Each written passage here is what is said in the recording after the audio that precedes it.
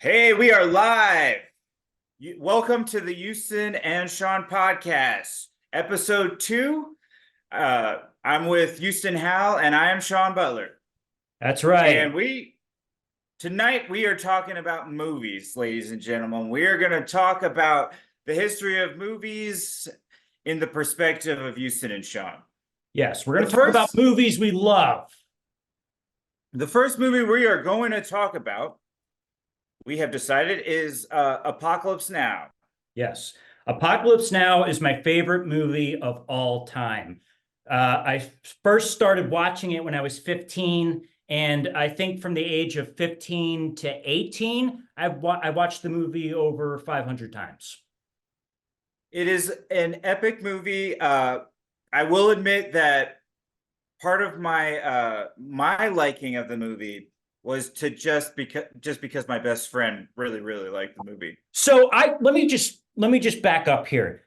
I was so into the movie Apocalypse Now that I tried to get Sean into the movie Apocalypse Now, and I found out years later that he didn't like it as much as he pretended to when we were teenagers.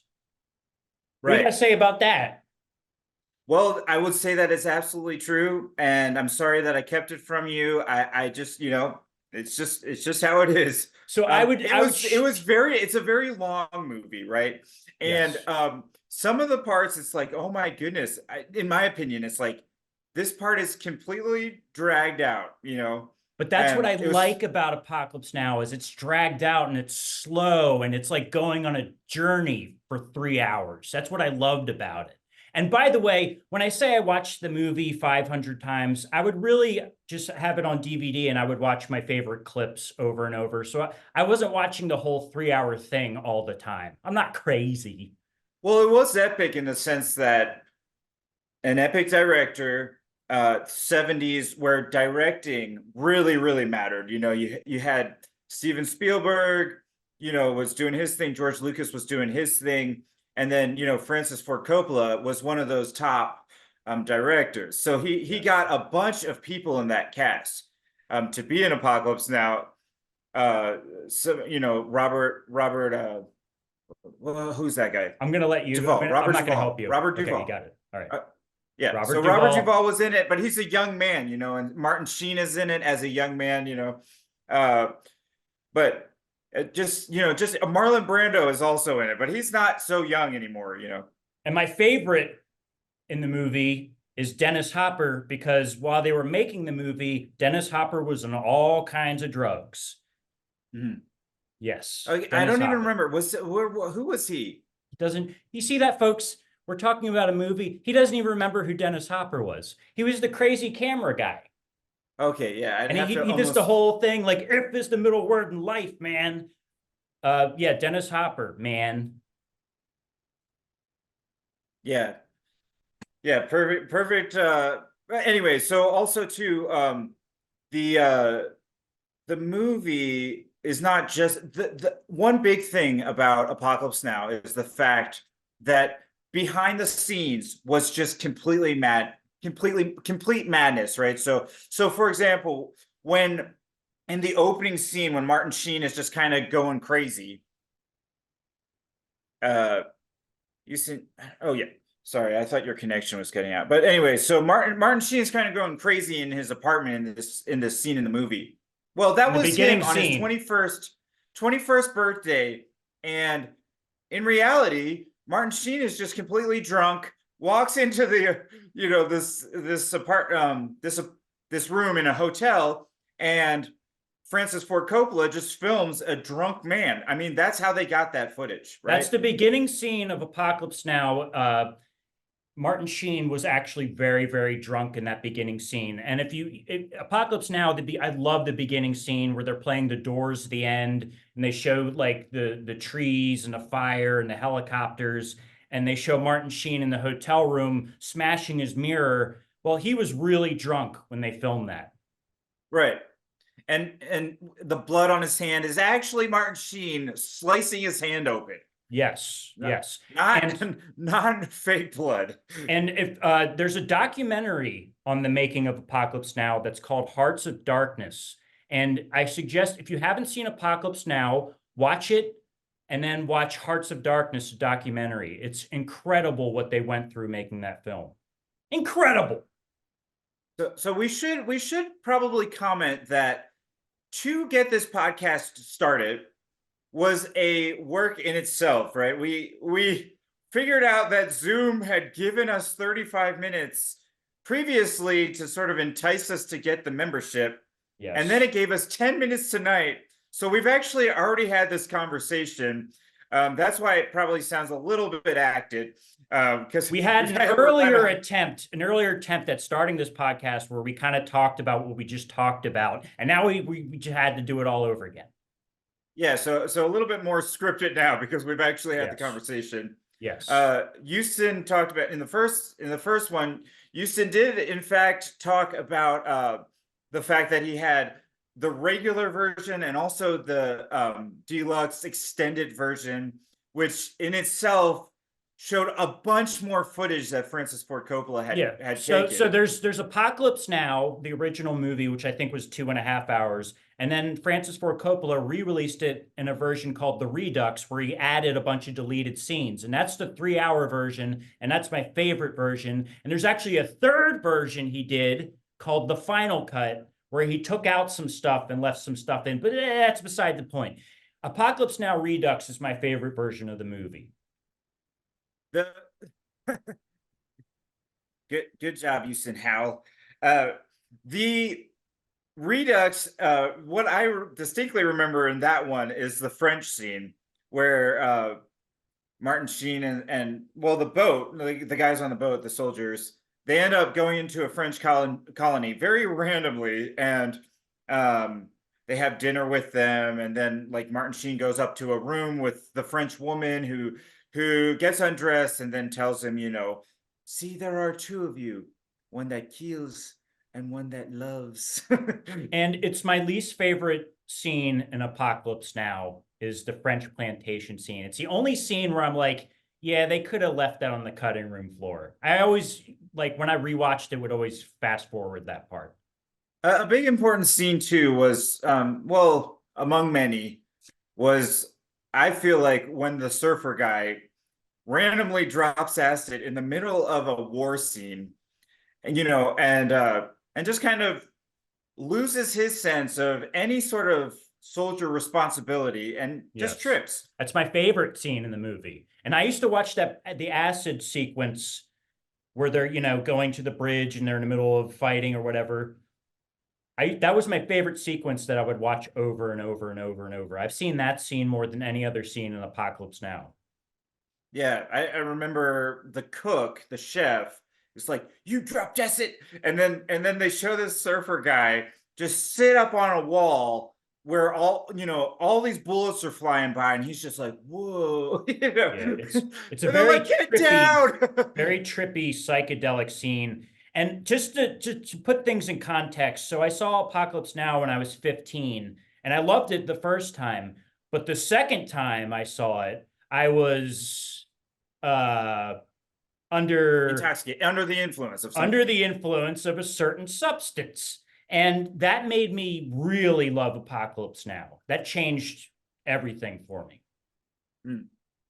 Yeah, now I have to try to figure out what the substance was, but we'll save that for later. Yeah, So that's basically Apocalypse Now. Very important film in the history of Houston and Sean film watching. Another important film to sort of change gears was BASEketball.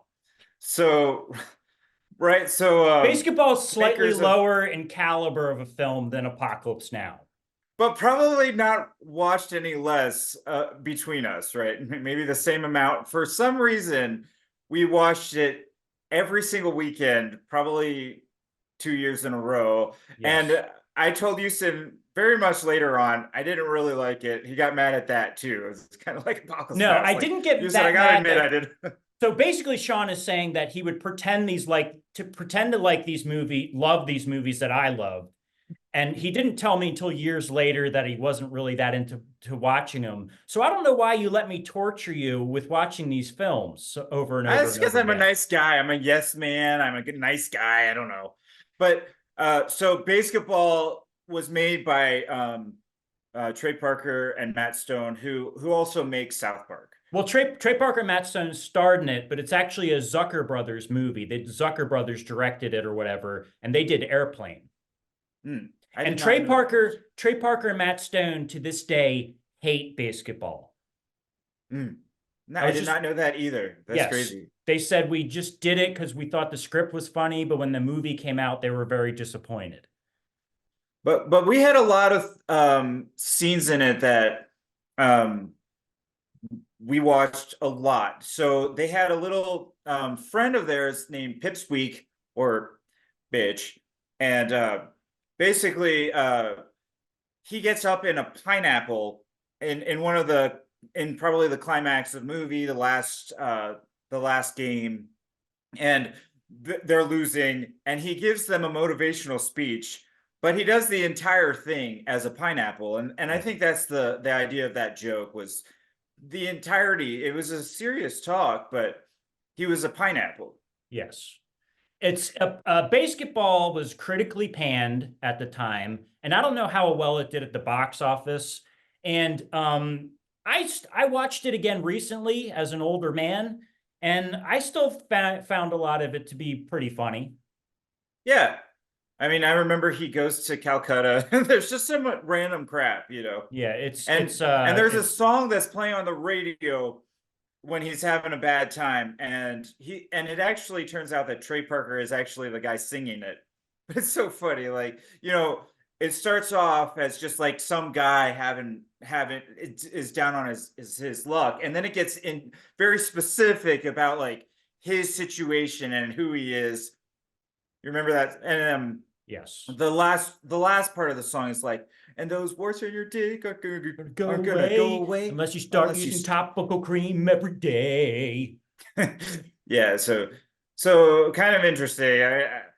And It's interesting like because Sean, yeah, it's basketball. Like when people are doing movie podcasts, most people aren't going to talk about basketball, but this is very specific to Sean and I because that's a movie that Sean and I would watch all the time.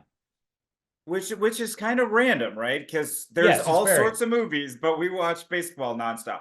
Yes. Yes. You're not going to All see right. many podcasts that talk about basketball. So going to a movie that is more recent in the Houston and Sean journey is Heat. So this Yes. year I'm just trying to find movies to watch. I'm like, Houston, tell me a movie to watch. He's like, watch Heat. And it went on for months that I was trying to watch Heat for Sean would keep Houston. asking me, like, recommend me a movie, and I kept recommending him the movie Heat, and he would keep not watching it and not watching it and not watching it, and I was getting very angry with him. So finally, I did watch it, but I did end up turning it off about an hour and a half in. Right when it was kind of getting to the climax, they're about to like do their big heist. I'm like, okay, that's enough. But basically, You finished it eventually, right? No, I have not seen the whole thing. What? Wait, what? It's true. I have still not seen it. I'm sorry. You haven't seen the whole movie? I'm stating an official apology on this podcast. I asked you to watch that movie, and I thought you had told me that you watched the whole thing. You're telling me you didn't finish. All right, that's fine. That's fine. That's So fine. Keep Robert going. De Niro, Al Pacino. I mean, 90s movie, but these two actors at that point are just out of this world big stars, right? Big, probably the biggest stars, Yeah. And it's in the part of their career where they're like, mid-aged, they've had a lot of success. And there's other people in it too. Val Kilmer is Val also in it. Kilmer. But what I gotta say, like, because Robert De Niro he's a great actor, and Al Pacino is a great actor, but he tends to overact sometimes. Like he tends to be too much Al Pacino. And Heat has a lot of that. It's Al Pacino. I can't do an Al Pacino impression. But like I read a review about it and they said Robert De Niro underplays his role and Al Pacino overplays his role. But I love when Al Pacino's overacting.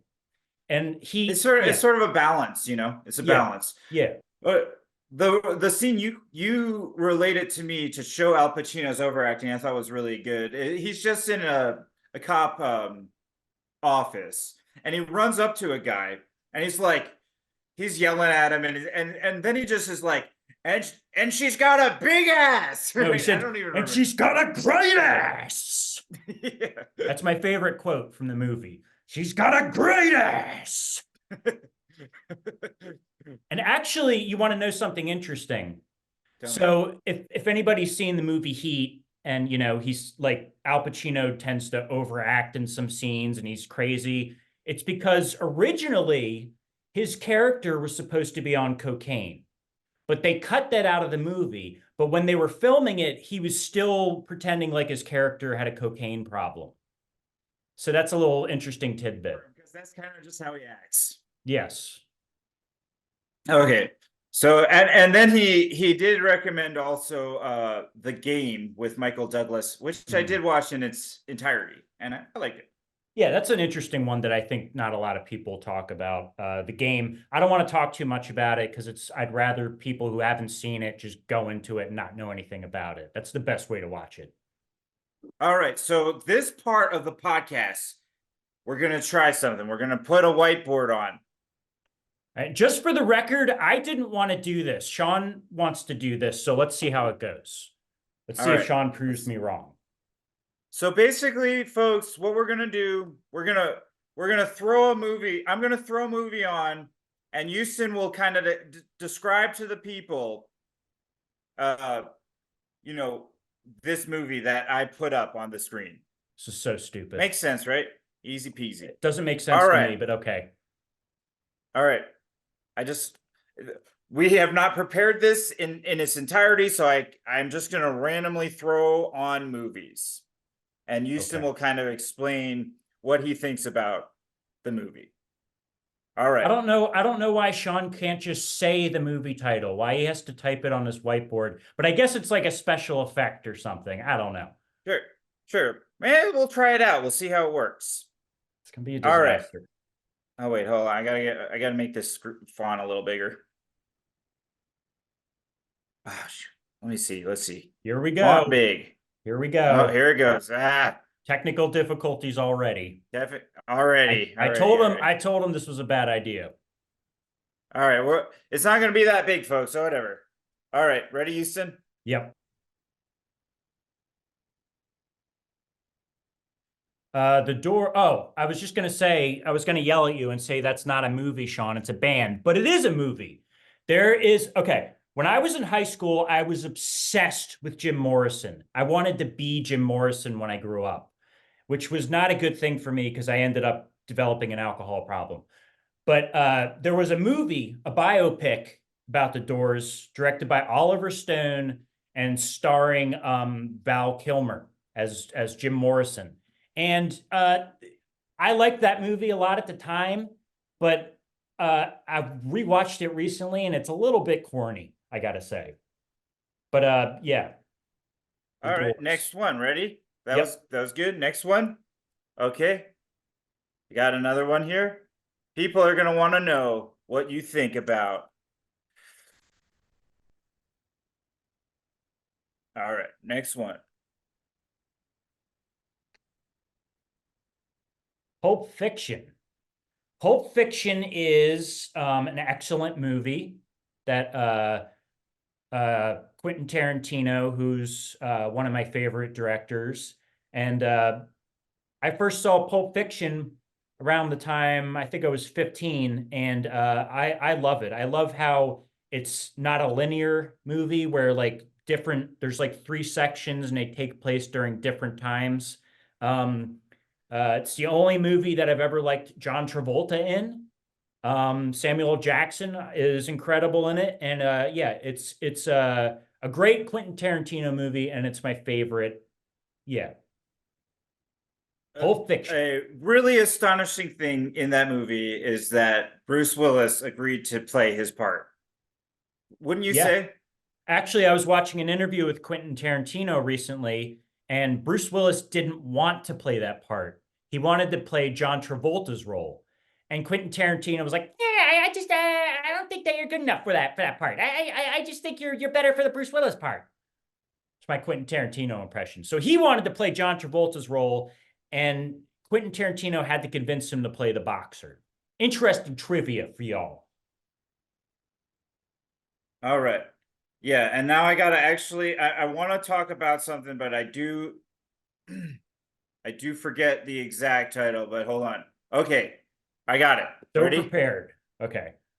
I got it. Here we go. We're gonna put in. This is specific to. This is a specific story. Deep Blue Sea. Deep Blue Sea. Wow, I was not expecting that. I loved sharks growing up. When I was little, I was a big fan of Jaws. I watched that over and over. And when Sean and I were teenagers, a movie called Deep Blue Sea came out. And it's about these people trapped on some laboratory island or something with a bunch of sharks that go nuts. And it's a great movie because all of the main characters die.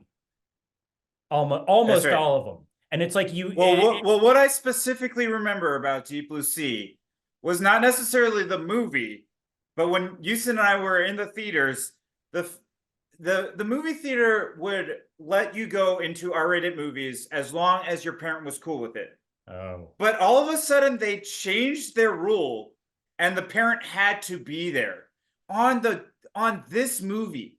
So we were going to see movies and sort of had this thing where, you know, we would have one of our parents. My dad was the one who basically bought the tickets and for Houston and I, then walked us up to the people that we'd give the tickets to, and they were like, you can't do this anymore. You're gonna have to go.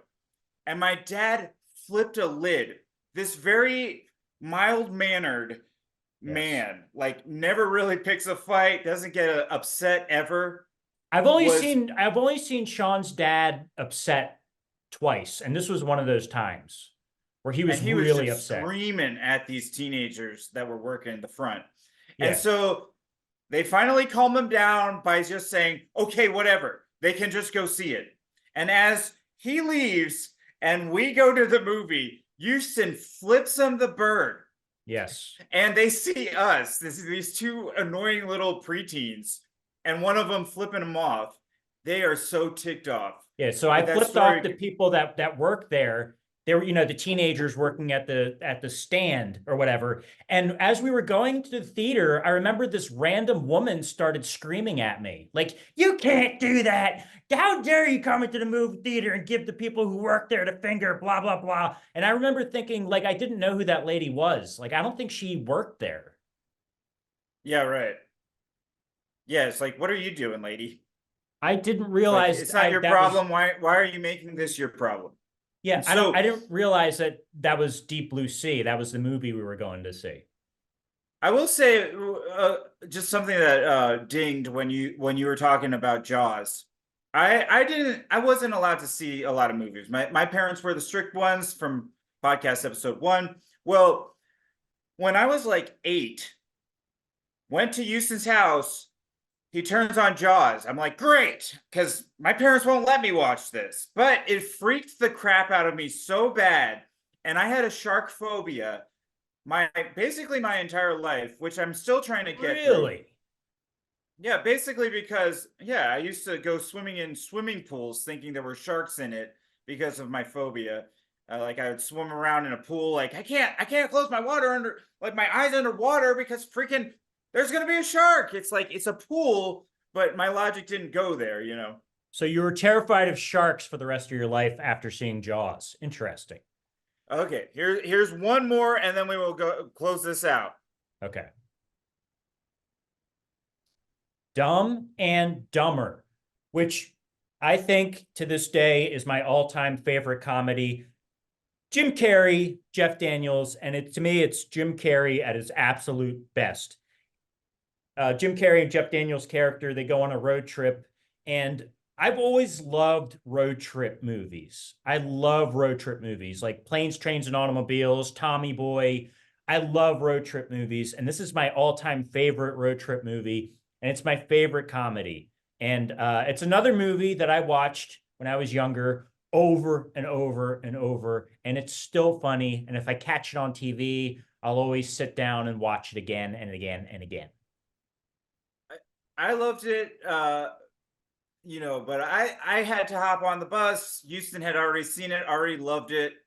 As we watched it together, he'd be like, "And that is funny," and I'd be like, "Oh, ha ha ha!" Because I sort of needed cues a little bit. But So I think I I showed thought it to you when we were kids, and you didn't get the humor. Is that what you're saying? I think a little bit, like like when Lloyd was screaming at Harry that they needed to move because their pets' heads were falling off.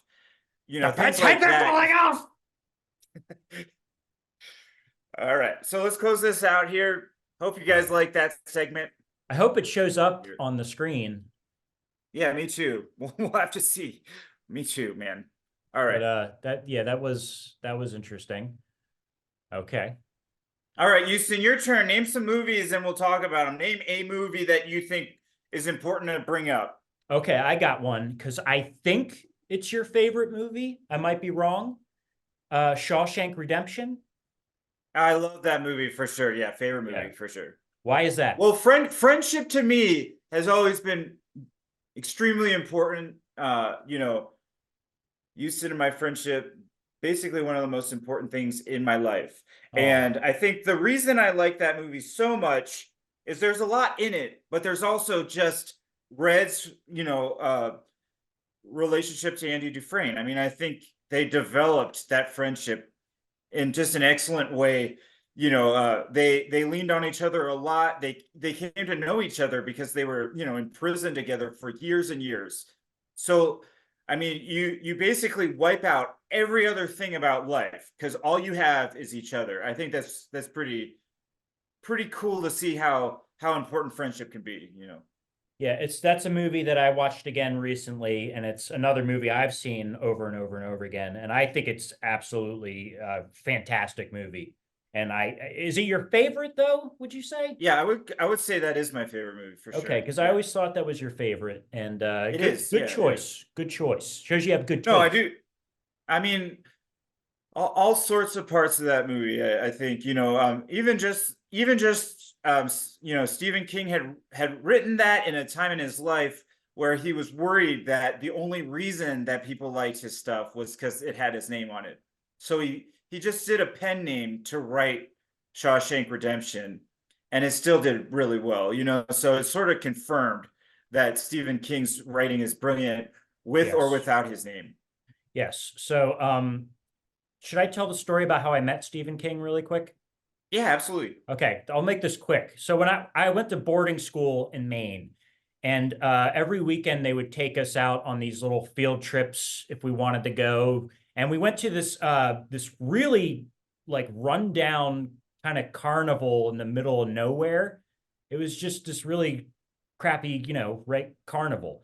And I was with a group of friends and we walked by this table and Stephen King is sitting by himself and his hair was all over the place and he was dressed like he was homeless, but it was Stephen King, like we knew right away. And he was by himself and he had 9 hot dogs on the table and he kept eating the hot dogs just by himself. Not like, No way. yeah. And we went up to go talk to him and my friend Jimmy, who's from Texas, was like, "Are you Stephen King? What are you doing here?" And Stephen King went, "What are you doing here?" And we talked to him for a few minutes, and that was an interesting story. I think he was just at the carnival to like people watch. Mm-hmm.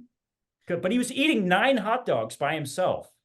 Houston loves to see actors in person, and sometimes I actually hear about it. When you saw Vince Vaughn in the store. I think you told me that after. Yeah, I think we should do a podcast just on those stories, actually. I got a lot of stories about famous people. Yeah. That might be interesting because I could go on and on and on. So who would you say is the best director ever? Ooh, you know what? who I think the best director is, I'm gonna say Martin Scorsese is my favorite. No way. Yeah, because Okay. I think his movie, I mean, he's made some movies that I didn't like, but I think he's very consistent as a director. Did you like uh Killers of a Flower Moon? Yes, I thought it was great. Um, I think I have to watch it again. Because there's a lot of stuff that yeah, I just think I need to watch it again. It's not like my favorite Martin Scorsese movie. There were some parts that I thought sort of dragged, but I thought it was, yeah, I thought it was good. He is epic, you know, and Yeah, he has continued to be epic all his life. You know, The Departed was great. I mean, just so many. I think he likes the twists. He likes the plot thickening, you know, and I think he does that very well. yeah, and yeah, I always think he's very consistent. Like if it's a Martin Scorsese movie, I know I'm probably gonna like it. And of I do course, my think, you know, favorite is Goodfellas, or no, Goodfellas is obviously it's my favorite, and then my second would be Taxi Driver. I think I love Taxi Driver. yeah, he did definitely made a mark on mafia movies for sure. Oh You yeah, know, oh yeah. Casino's good. It's kind of like a Goodfellas that's not quite as great, but Casino's still a great movie. Um, yeah, yeah, Departed. I love The Departed. yeah. Who's the guy? Ray. Ray That's Liotta. in the yeah. And I just remember one of his movies in the Martin Scorsese movie. He's like, every man needs to be beat up in his life.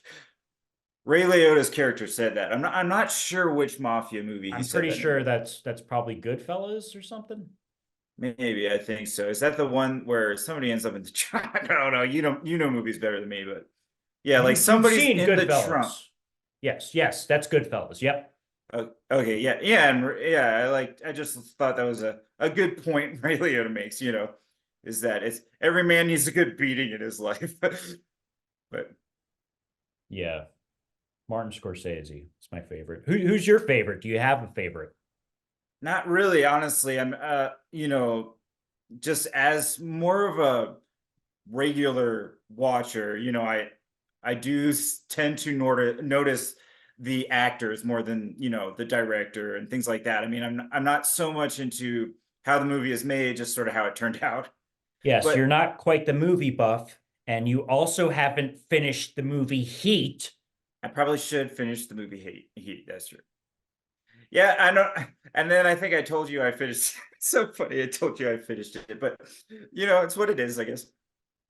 Yeah, no, I don't think you told me you finished it because I you're not a liar. I think you said you were watching it yeah. anyway. That's well. I'm going to yell at you after the podcast is No, I think over. I said I was gonna, but then I didn't. I like Gladiator a lot. I'm not gonna lie.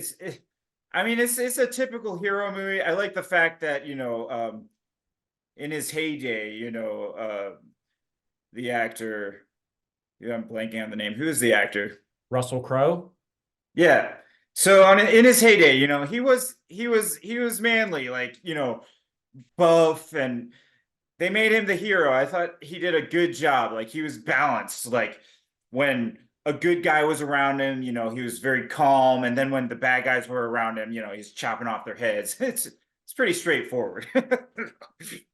But I love the Yes. part, you know, Joaquin Phoenix too. I thought, you know, really, I mean, just for a famous actor to be just like, okay, I'll just do that, you know, and he's such a wimpy, pathetic bad guy. It's got to be a hard part to play, you know. And Yeah, I I loved have. when he got, you know, when Russell Crowe at the end, you know, as he was dying, kills off Joaquin Phoenix. Just amazing.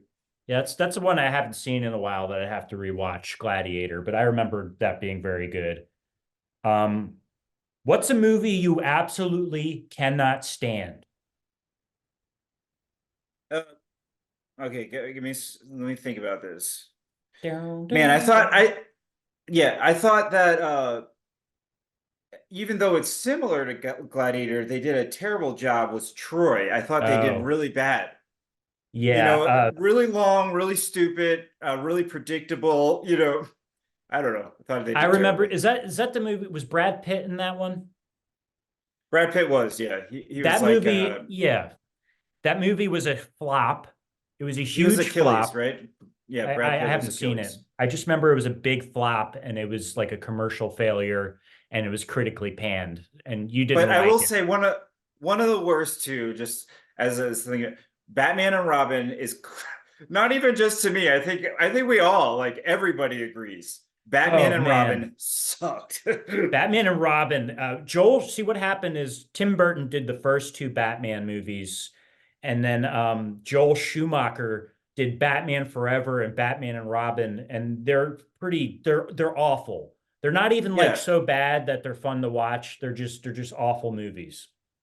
yeah, like Batman Forever was like, here's the other Batman movies, Batman Forever, and then just off the charts bad was Batman and Robin. I think I was like 10 when that came out, and I took my dad to it to go see it. And my dad was an artist, okay? So like he didn't want to go see Batman and Robin because he didn't consider that like, I don't know, quality art. And he got so angry towards the middle of it that he actually walked out of the theater and I watched the rest of That's it so by funny. myself. So I also have when I went with my grandmother and a girl who it was a date, so everybody was like, "Ooh, you're on a date." I did not want to go on a date with this girl, but here we are at Batman and Robin. The So your movie ends. grandmother was there for the date too? Yeah, she was Oh. she was she was our chaperone. The I movie always take ends. my mom on every single date, so my mom can approve of the girl I'm seeing. Every So first so I date, I just bring want my mom. that's pretty unnecessary at your age, but I will say that my grandmother. So I get out of the movie. The girl that I'm with goes to the bathroom. I'm with my grandmother, and she's lecturing me, giving me a lecture about reaching for the stars and not the gutter. Like she's worried that I'm now in the gutter because I'm going to Batman and Robin. And a part of this story that really has never been acknowledged is the fact I didn't say it then. You kind of just have to listen to your grandmother as she lectures you. But it's like, I also hated that movie, like terrible movie. Probably not for the same reason. She's like, they're killing each other, they're beating each other up. I'm like, yeah, but it's horribly filmed, sappy, corny. Like every line is delivered really poorly. Yeah, even I think I was like 10 when that came out, and even then I knew it was a bad movie. Like I was I just knew at that young age. I'm like, this is really bad. No wonder my dad walked out. Right. I mean, you loved the earlier ones, but Tim I Burton think ones the I still plot love. Yeah. Hollywood did not like the earlier ones because they were too dark. Yes.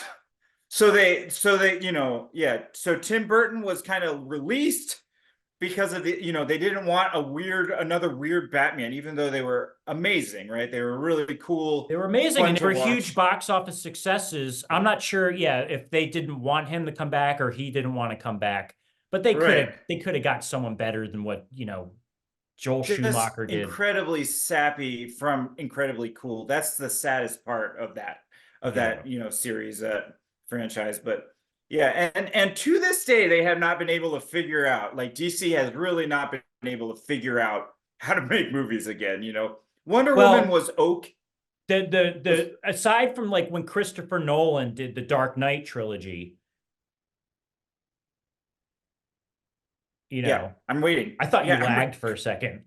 You were like sitting still and I thought your screen froze. no, I was yeah, no, But just yeah, waiting for you to finish the thought. Dark Knight trilogy that Christopher Nolan did, obviously incredible, but everything DC has done after the Christopher Nolan movies, they just don't know what they're doing, right? It's true. Yeah. Like Marvel was successful, Yeah. and then there's DC over there on the side making crappy movies. I think it's because they're trying to catch up to Marvel, so they were cranking them out as fast as they could without putting any thought into it. Like, hey, let's make these actually good. They were like, no, we have to Right. hurry up and make a franchise like Marvel, and that's where they And screwed they up. copied off of Marvel's attempt to be funny, Hmm. and Marvel was doing it, and they were not. Yeah, they You know, weren't. they should No. have just stuck to the dark. Like that would have been a good, segment or area they could probably capture, but they don't. Although I gotta say, I did enjoy the Robert Pattinson Batman. I thought that was pretty good. Did you see it? I have not.